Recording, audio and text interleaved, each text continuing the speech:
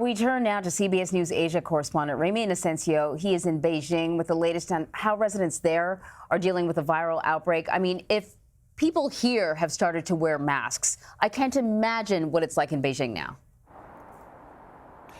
Yeah, you're right, Anne-Marie. Actually, here in Beijing and across China and really in much of Asia, wearing masks is pretty much the norm, whether you're sick or whether people around you are sick.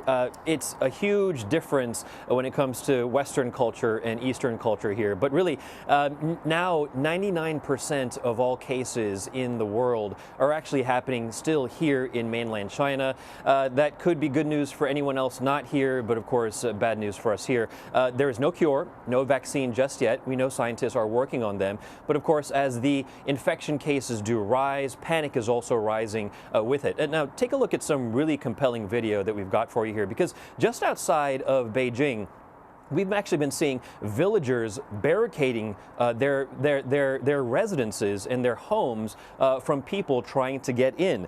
This is hearkening back to a time in 2003 during the SARS virus when I lived here, when people were also doing something similar. People are just nervous that they're going to get this and that they're going to get sick and possibly even die. Now, virtually though, more people in China have now been infected by the coronavirus than by SARS. That number stands at 7,711. SARS was about 5,900 or so. But there is a little bit of good news, because many people, about 100 people or so, have now gotten this and recovered, and they're now out of the hospital.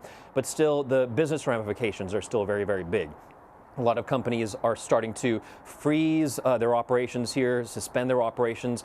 For example, Starbucks has closed half of its stores here in the country. IKEA has closed all of its stores here. And there's been a limitation on travel for many multinationals that includes the likes of Facebook, Amazon, as well as Apple. And Google, even though we can't use Google here because of the Great Firewall, they still do have a presence in terms of offices.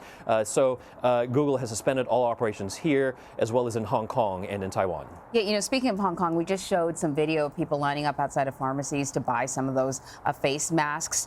And I know that, you mentioned that in China, people have been wearing face masks even before this.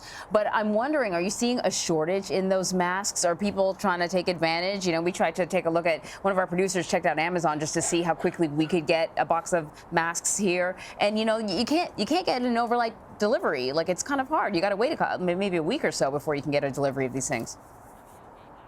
Yeah, you're exactly right. What you're feeling is what we're feeling here, Anne-Marie. I mean, anecdotally, my sister who lives in New York, she also ordered masks online, and she's not getting them for another couple weeks. Here, we've been looking around, and we can't find any. We do have a couple that we happen to have been gifted to us over the Chinese New Year holiday.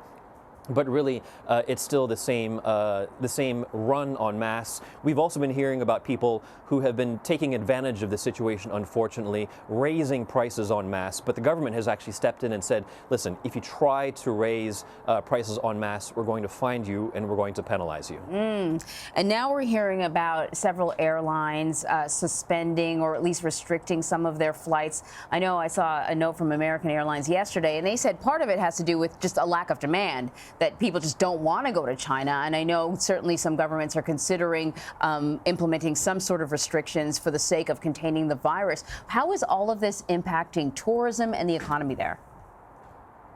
Sure.